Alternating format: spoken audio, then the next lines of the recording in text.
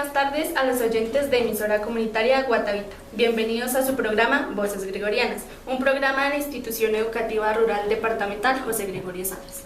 Estamos con la dirección general del Padre Francisco Javier Moya, coordinación de este programa Óscar Prado y Angélica Maya, control máster Jenny Pedraza, y quienes presentamos de Lady Rodríguez y quienes habla Daisy Díaz. Somos estudiantes del grado 11. Originando desde Guatavita, Cundinamarca, de emisora comunitaria Guatavita 106.4 FM estéreo, con el programa Voces Gregorianas todos los miércoles de 4 a 5 de la tarde. Agradeciendo a Dios y a las personas que nos permiten realizar este programa. Hoy como invitados tendremos a la comisaría de familia de nuestro municipio, la abogada Lina Fernanda Rodríguez y junto a ella el psicólogo Jonathan Belandia. Queridos invitados, bienvenidos a Voces Gregorianas.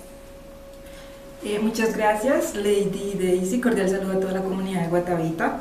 Me siento muy contenta de estar en este espacio y esperamos que sea la oportunidad para que todos podamos conocer un poco del tema que hoy vamos a hablar. Buenas tardes a todos los oyentes. Agradecerles por el espacio, por la invitación. Espero que sea de agrado pues, para todos los que nos están escuchando, para los que nos están viendo. Y pues nada, cuando quieran empezamos. Bueno, la ley 1098 del 2006, por la cual se expide el Código de Infancia y Adolescencia, tiene por objetivo garantizar la protección integral de los derechos de los niños, niñas y adolescentes, así como su restablecimiento. Esta ley compromete a la familia, la sociedad y el Estado en este propósito. En esta misión, nuestro invitado compartirá con nuestra audiencia todos los aspectos que implica el funcionamiento de esta ley en nuestra comunidad y en el país. Y así, damos inicio a nuestro programa. Pero antes, escuchemos la canción Cuando yo te conocí, de Alex Zurdo.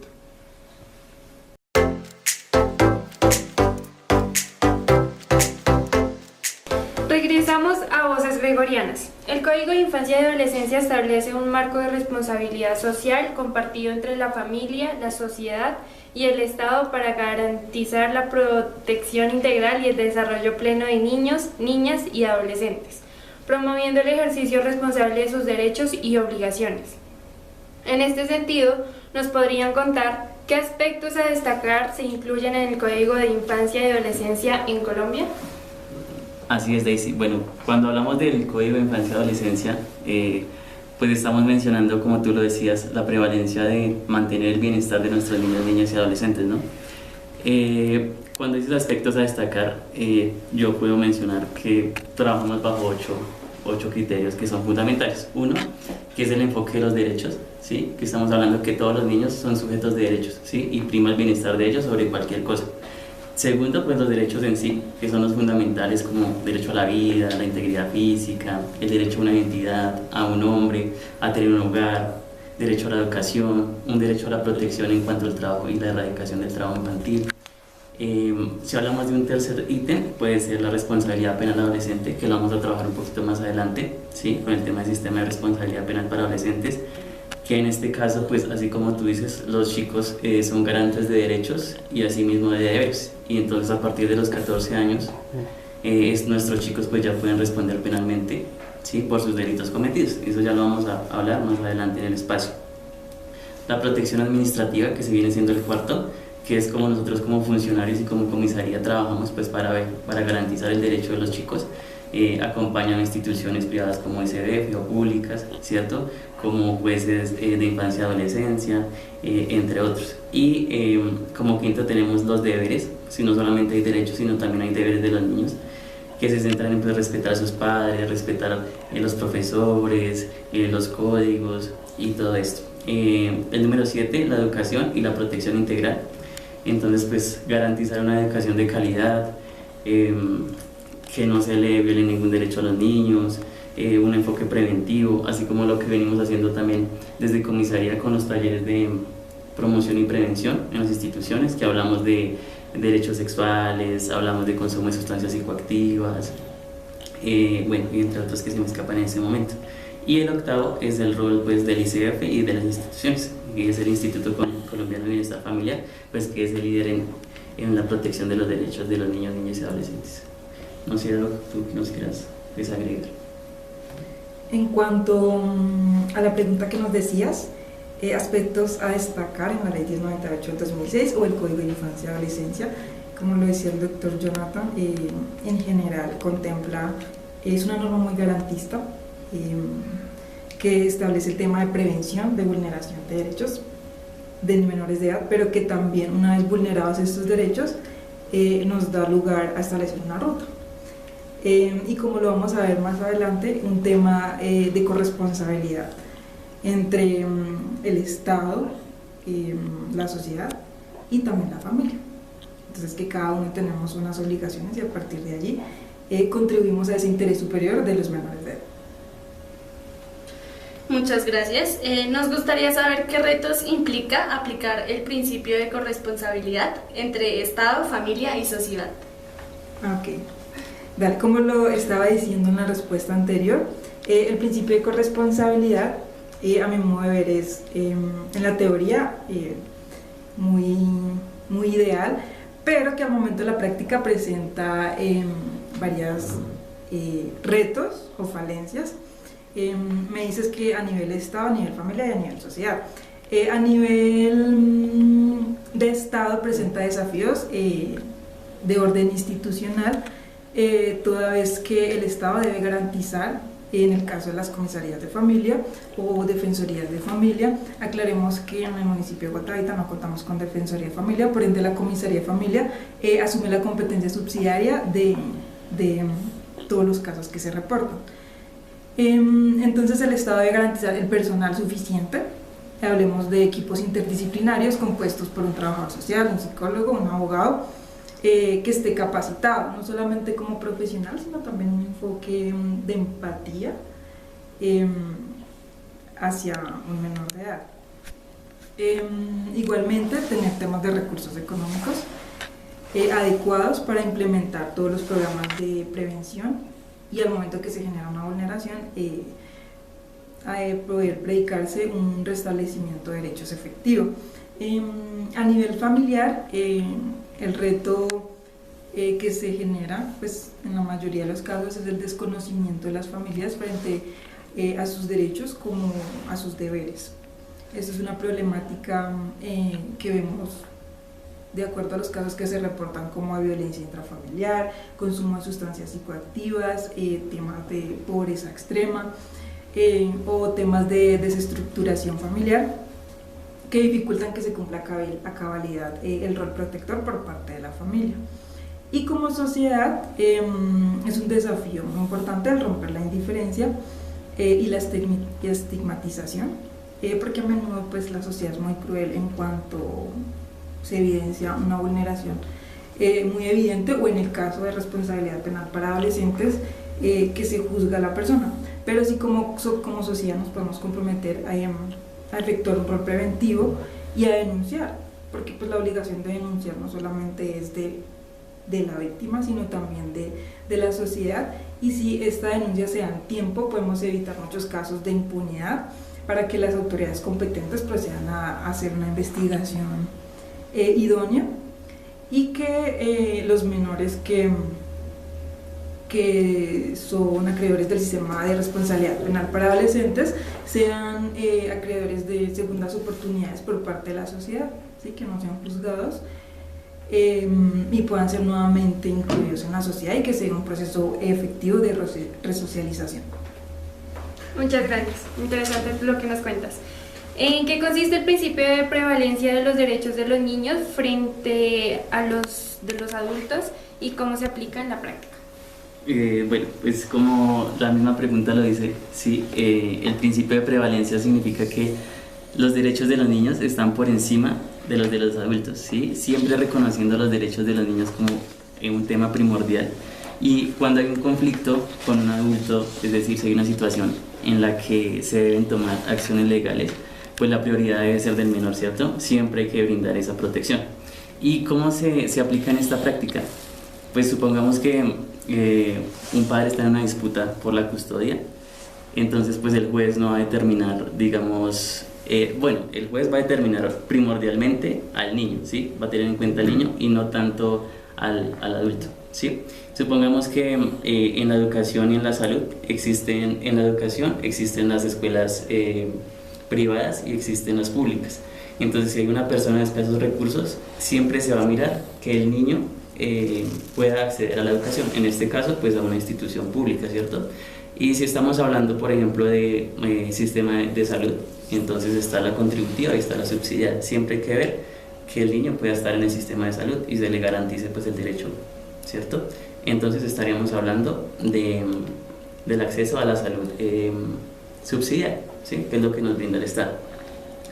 No sé, Doc, si de pronto tengas alguna acotación que decir. No, ya es un caso puntual que llegue a la comisaría y pues se da lugar a hacer esa ponderación en cuanto a su prevalencia de sus derechos, y que siempre al momento de aplicar la legislación, bueno, internacional e interna, prevalece este interés superior, que las decisiones que tomemos sean siempre en prevalencia de este interés superior. Muchas gracias por ilustrarnos sobre aquellos aspectos importantes que debemos tener en cuenta sobre el Código de Infancia y Adolescencia y la importancia de la responsabilidad social que implica el cuidado de los niños, niñas y adolescentes. Regresamos en unos instantes, mientras tanto hagamos una breve pausa y escuchemos la canción Intenta respetar de Carlos Baute.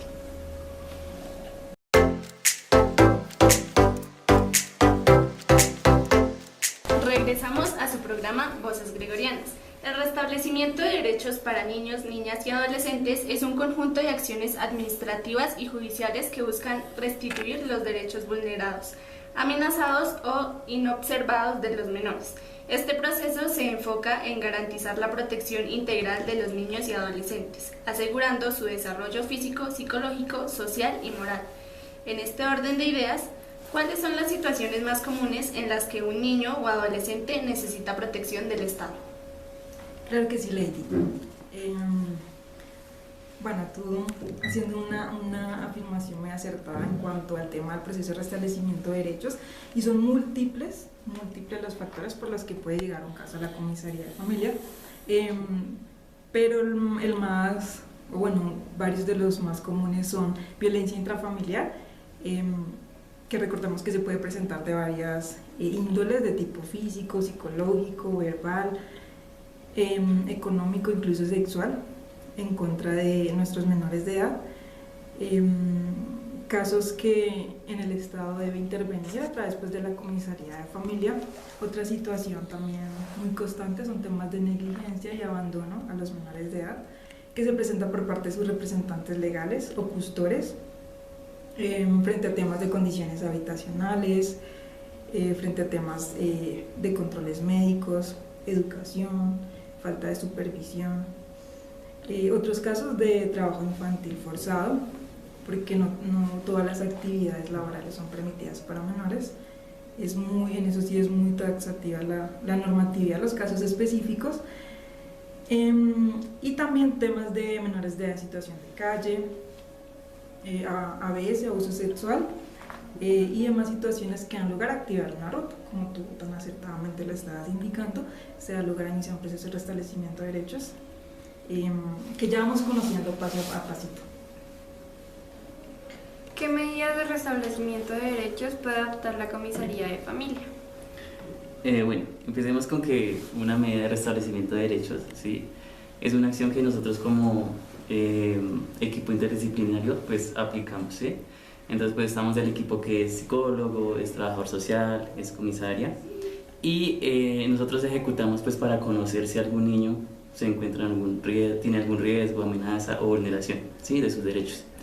Inicialmente lo que nosotros hacemos es una verificación inicial, y si dentro de esa verificación se encuentra que el niño está siendo vulnerado, entonces pues abrimos un PART, que es el proceso de restablecimiento de derechos, ¿sí? Entonces ya se toman acciones legales como amonestaciones, orientaciones familiares, asistencia obligatoria pues al psicólogo, ¿sí? Y en caso más extremo, digamos que si de pronto el niño ya está siendo muy vulnerado y se le encuentran más de, no sé, 2, 4 vulneraciones, ¿cierto? Pasa a ser un tema bien complejo y pues se haría retiro del niño, ¿sí? A los padres, y pues quedaría pues a disposición de bienestar familiar. ¿Cuánto tiempo puede tomar un proceso de restablecimiento de derechos en promedio? En promedio. Bueno, la ley 1098 del 2006 refiere que en total son 18 meses, pero estamos hablando de etapas. Entonces llega un reporte de presunta amenaza o vulneración a los derechos de un menor de edad y ¿qué pasa? Como lo decía acertadamente mi compañero, se da lugar a una verificación de derechos. Entonces cuando el menor de edad se conceptúa por parte del equipo psicosocial que presenta alguna vulneración, se apertura el proceso de restablecimiento de derechos y tenemos 6 meses iniciales. Entonces en esos 6 meses iniciales se apertura una investigación formal de un proceso administrativo y allí se van a tomar las medidas de restablecimiento, que ya mi compañero también las estaba esbozando. También pues, la autoridad administrativa requiere pruebas para definir en los 6 primeros meses la situación jurídica del menor.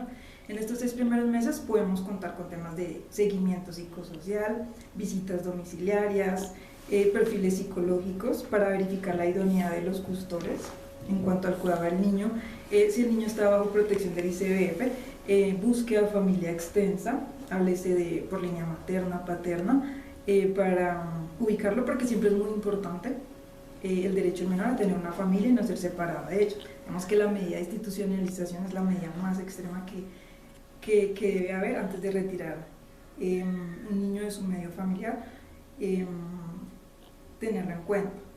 Entonces, cumplidos los 6 meses, ya se tiene que haber definido la situación jurídica del niño. Eso es decir, si los derechos que inicialmente se evidenciaron vulnerados, que los están consagrados en el Código de Infancia y Adolescencia a partir del artículo 15, se evidenciaron restablecidos o no, de acuerdo a todas las pruebas que ya hemos formulado.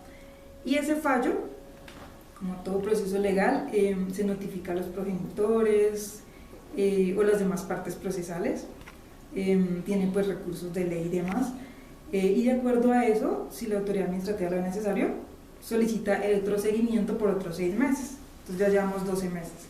En estos segundos 6 meses se hace seguimiento nuevamente, o pues cada caso es puntual, que puede ser menos de acuerdo a cumplimiento de compromisos, si la amonestación puede ser un curso pedagógico sobre derechos de las niñas a los progenitores, entre otros. Si da cumplimiento, pues se puede ya cerrar, pero si no, cumplimos otros 6 meses, ya llevamos 12 meses y lo prorrogamos hasta llegar a los 18 meses. Y en estos 18 meses, pues ya se debe dar lugar al restablecimiento de los derechos del menor de edad.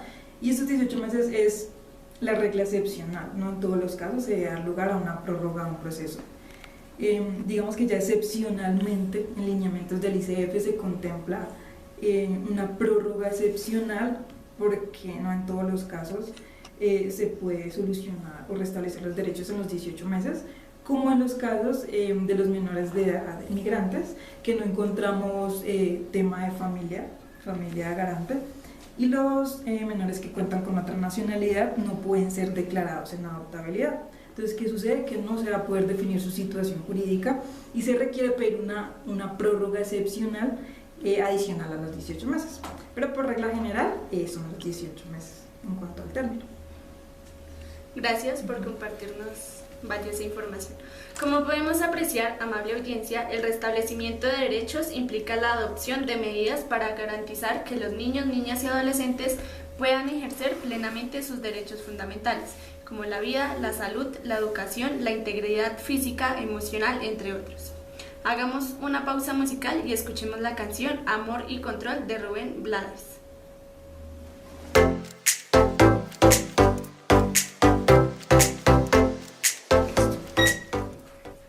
El sistema de responsabilidad penal para adolescentes es el conjunto de principios, normas y procedimientos que rigen la investigación y juzgamiento de los delitos cometidos por mayores de 14 años y menores de 18, y está conformada por las autoridades judiciales especializadas y entes administrativos que intervienen en esta investigación y juzgamiento. Así como en la atención que se brinda, Lina, Jonathan, queremos que nos cuenten cómo funciona el sistema de responsabilidad penal para adolescentes en nuestro país. Bueno, como lo mencionas, hay que hacer un pequeño paréntesis acá y acabamos de mencionar lo que eran las medidas de restablecimiento de derechos, ¿no? Que entonces eso hace parte de la protección de nuestros niños, ¿sí? Y ahorita estamos hablando del sistema de responsabilidad penal, que hace parte de los deberes que los niños tienen, ¿sí? Bueno, y los adolescentes. Primero, pues el sistema de responsabilidad penal es un sistema que se rige pues bajo el Código de Infancia y Adolescencia, ¿sí? La Ley 1098 del 2006, y significa que lo que estábamos mencionando al principio, lo que mencioné al principio, que los niños y los adolescentes dentro de los 14 a los 18 años ya pueden pagar penalmente por sus delitos, ¿sí? ¿Qué delitos? Digamos, pues ya sea homicidio, violencia, hurto. Entonces estos chicos, lo que primero se hace es que se hace una investigación del joven, ¿sí? El tipo de delito que cometió, primero pues conocer su historial, sus antecedentes, su vida familiar, y a partir de ahí pues identifica el tipo de delito. Si no es un delito tan grave, lo que se hace pues primer paso es una amonestación. Entonces estamos hablando de un primer llamado de atención, ¿sí? Que también se puede dar como una medida pedagógica, como a través del servicio social, a través del trabajo comunitario, y la misma justicia restaurativa, pues que en sí, como lo mencionaba la doc, lo que busca el sistema de responsabilidad penal no es castigar al adolescente, sino que el adolescente aprenda a convivir, ¿sí? Que cuando está dentro de una institución tenga la oportunidad de reinsertarse a la vida común y ser un chico de bien. Eso es lo que principalmente se quiere. Entonces, en las instituciones lo que se brinda pues es acompañamiento, es espacios de psicología también, pues para que este chico finalmente pueda salir nuevamente y reintegrarse pues, a la vida. Eso es como funciona el sistema de responsabilidad penal. Ya si es un caso más grave, pues finalmente el chico tiene que ir a una institución y pues allá puede pasar un gran tiempo, ¿cierto? Sí, básicamente a partir de los 14 años hasta los 18 años, los menores de edad que cometan conductas punibles son acreedores del sistema de responsabilidad penal para adolescentes. Una vez se conoce una conducta punible, que está igualmente también definido en el Código Penal, pasa a un fiscal especial, que debe ser conocedor de infancia y adolescencia, quien da lugar a investigar los hechos. Posteriormente, pues el juez debe dar lugar a reportar los hechos y la denuncia a un juez, que igualmente también es un juez de control de garantías de adolescencia, y decidirá si es aprendido de su libertad o no. La única diferencia es que esto no tiene la connotación de una cárcel, el tema de la privación de la libertad, sino es más como medidas pedagógicas y de amonestación, en el cual pues el menor de edad va a iniciar un proceso de acompañamiento psicosocial, un acompañamiento también de temas con comisaría de familia. Recordamos que durante todo este proceso un defensor de familia o en su defecto un comisario de familia debe acompañar en su proceso garantizando pues sus derechos fundamentales. He visto que en muchos casos el juez, al emitir una sentencia o una decisión, opta por dar una libertad condicional bajo unas reglas de conducta. Entonces son como una especie de compromisos que el menor debe adquirir, y en muchos de los casos se hace seguimiento por parte de la comisaría de familia, que incluso a la par, en paralelo, se llevaría el proceso de restablecimiento de derechos y el proceso penal. Pero más el proceso de restablecimiento de derechos es como este acompañamiento psicosocial que se brinda al menor, que tiene como fin último, como decía mi compañero, la resocialización, y que el menor no vuelva a cometer estos actos delictivos. ¿Cree usted que el sistema prioriza la resocialización de los adolescentes infractores? Bueno, esa pregunta es subjetiva. Para mí, el sistema de responsabilidad penal en su espíritu, pues la norma sí prioriza la resocialización, porque pues las sanciones que establece esta ley no son tan lapsas como en el sistema penal para adultos, y apunta pues a que el adolescente infractor se eduque y reciba un apoyo familiar y el área de psicología, y que durante este proceso adquiera las herramientas para no reincidir en estos hechos. Entonces sí considero que este sistema sí prioriza un tema de resocialización más allá de una sanción realmente pues ejemplar. ¿En nuestro país se cuenta con los recursos suficientes para la atención integral de los adolescentes en conflicto con la ley? Bueno, también depende mucho la institución de la que estemos hablando. Yo tuve la oportunidad de trabajar en la Fundación Luis Amigo, que era una de las fundaciones que recibía pues a los chicos infractores, ¿cierto? Y pues ahí uno puede darse cuenta de todas las deficiencias que pueden haber en un instituto, y pues que claramente no es culpa de ellos, ¿no? Hay muchas instituciones como ICBF, que son gubernamentales, pues que hacen el esfuerzo pues para sostener a nuestros niños, niñas y adolescentes. También hay comisarías, como lo trabajamos nosotros, y los jueces especializados pues que se encargan de eso. Pero siempre va a haber un déficit en cuanto a presupuesto, en cuanto a mantener los adolescentes, porque uno piensa que son poquitos, pero en realidad llegan bastantes, ¿sí? Y entonces estamos hablando de mantenerlos, alimentación, vestuario, profesores, ¿sí? Educadores. Entonces esto hace que el sistema se vuelva un poquito más precario. Pero en cuanto hacía la pregunta, sí contamos con los recursos y pues estamos haciendo lo posible pues, para trabajar por nuestros niños. ¿Considera que la ley de infancia y adolescencia necesita reformas? Yo pienso que la ley de infancia y adolescencia es muy garantista. Lo que pasa es que presenta desafíos al momento de su aplicación. Y más allá de reformas, pensaría que a nivel de procedimientos y reglamentación sí sería valioso reforma en cuanto al procedimiento, no como tal las normas que establece y demás, porque es muy garantista y claramente evidencia el tema de la protección de los derechos del menor y los protege sobre cualquier otro tipo de normatividad. Muchas gracias, Lina y Jonathan, por compartir sus conocimientos sobre la responsabilidad penal que tenemos nosotros como adolescentes en el cumplimiento de las leyes de nuestro país. Como podemos observar, amable audiencia, la Ley de Infancia y Adolescencia busca equilibrar la protección de los derechos de los adolescentes con la necesidad de responsabilizarlos por sus actos, promoviendo su desarrollo integral y su reintegración a la sociedad. A continuación, escucharemos la canción Los mejores años de Joaquín.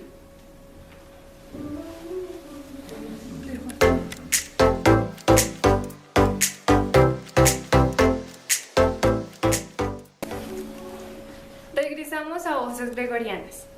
Como sabemos, la Comisaría de Familia es una entidad fundamental para la protección de los derechos de los niños, niñas, adolescentes y demás miembros de la familia, especialmente en casos de violencia intrafamiliar. Su importancia radica en su labor de prevenir, garantizar, restablecer y reparar los derechos vulnerados, actuando como primera instancia en la atención de situaciones de riesgo o vulneraciones de derechos. Con respecto a la Ley de Infancia y Adolescencia, ¿cómo se coordina la Comisaría de Familia con las instituciones educativas de nuestro municipio en la aplicación de esta ley? Bueno, el trabajo desde comisaría con las instituciones, básicamente se hace un trabajo articulado, ¿no?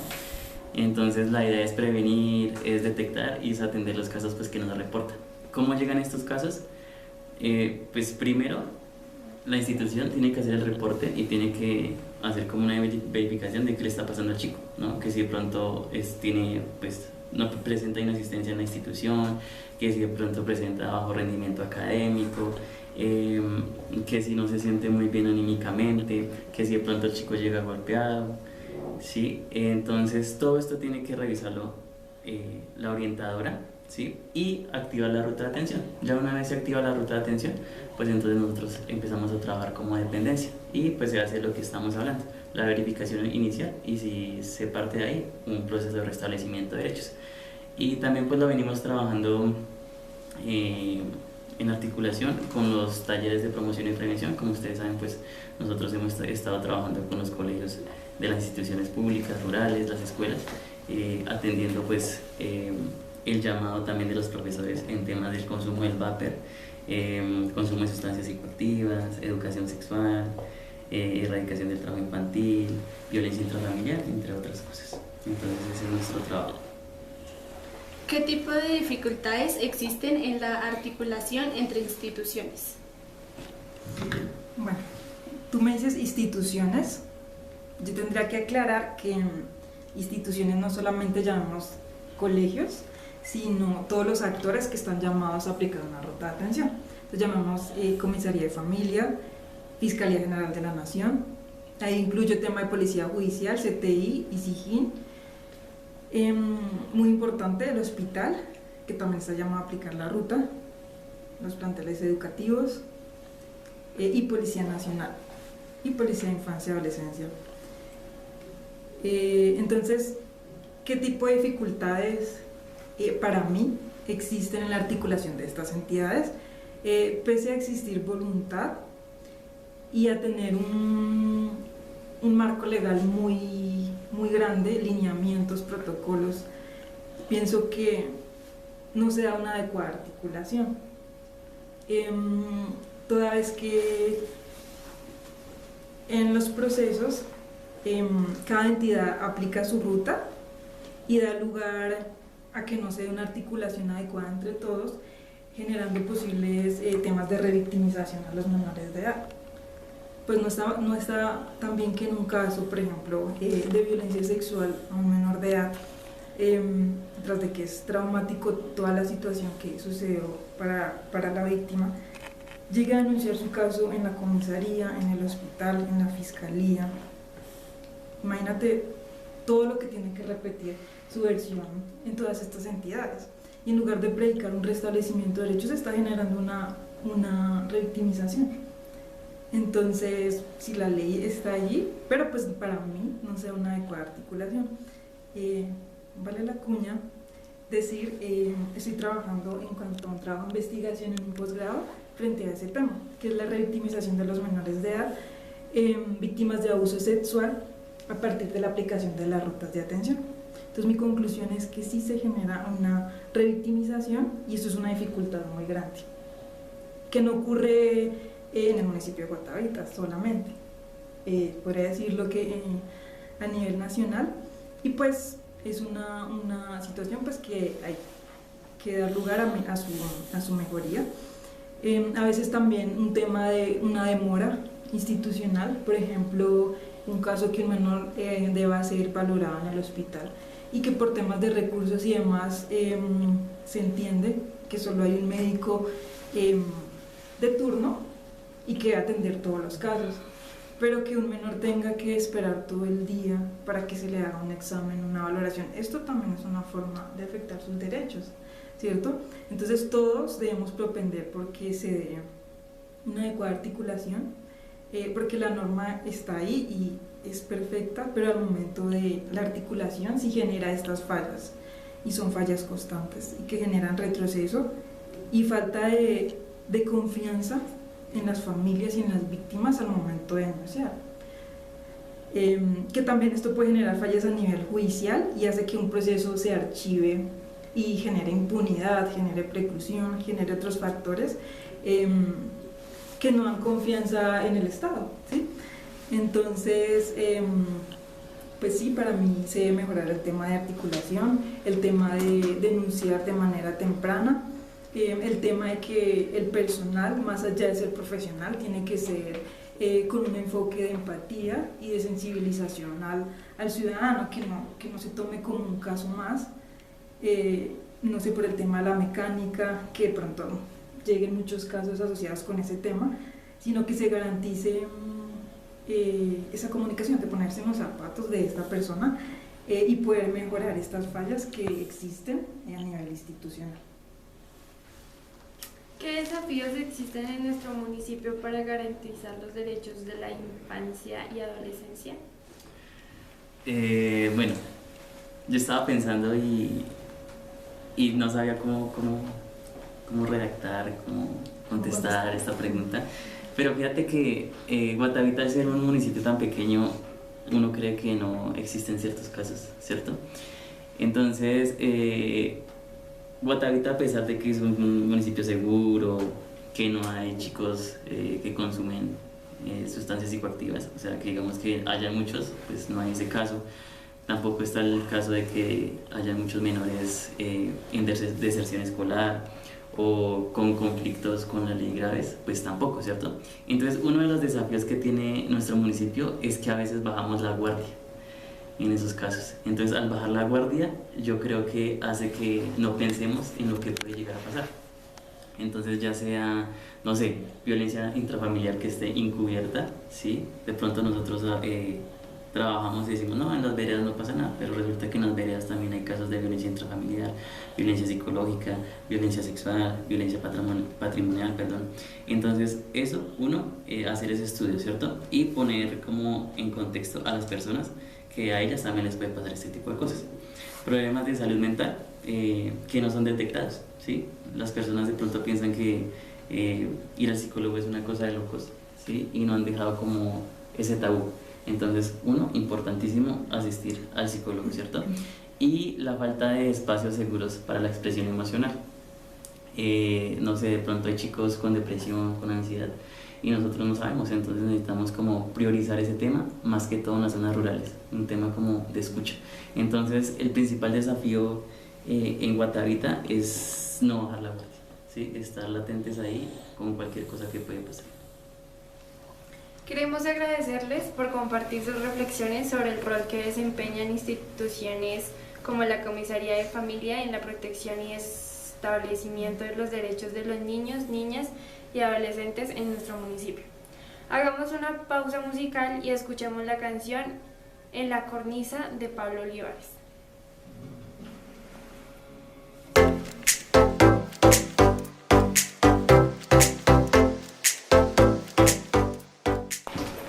Hemos llegado al final de nuestro programa. Esperamos que haya sido de su agrado. Muchas gracias, Lina, Jonathan, por haber aceptado nuestra invitación. Esperamos contar con su compañía en una próxima ocasión. Claro que sí, muchas gracias a Daisy, a Lady por esta invitación. Es un espacio muy importante para que nosotros como comisaría podamos llegar a jóvenes como ustedes y que se puedan conocer un poco del tema de la importancia de la Ley de Infancia y Adolescencia, y más allá de esto, de cuáles son sus derechos y sus obligaciones como menores de edad. Pienso que debería haber un pensum obligatorio desde el colegio, desde chiquitos, frente a derechos humanos y derecho constitucional. Es muy importante. Entonces yo de todo corazón, de verdad, sí espero que nos inviten, de hecho, a todos los compañeros de la comisaría, la doctora Edna, la doctora Angie Caterín, el doctor Jonathan y la suscrita. Los esperamos con los brazos abiertos en la comisaría para cualquier duda, cualquier inquietud, cualquier orientación que requieran. Allá los esperamos. Gracias.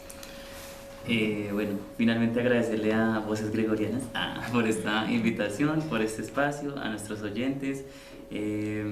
Nada, decirles que a los papitos la invitación de que cuiden a sus niños, que los quieran, que los consientan, y asimismo pues a los niños que valoren a sus padres, que los respeten y nada, que sigan las leyes.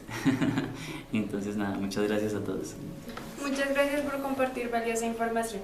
En nuestra mesa de trabajo nos acompañó mi compañera Lady Rodríguez y quien les habla, Daisy Díaz. Nos pueden seguir a través de Facebook en nuestra página IR de José Gregorio Salas, donde podrán encontrar toda la información de las actividades de nuestro colegio y los episodios anteriores de nuestro programa. Les deseamos una feliz tarde y los esperamos el próximo miércoles en nuestro programa Voces Gregorianas. Hasta la próxima. Chao.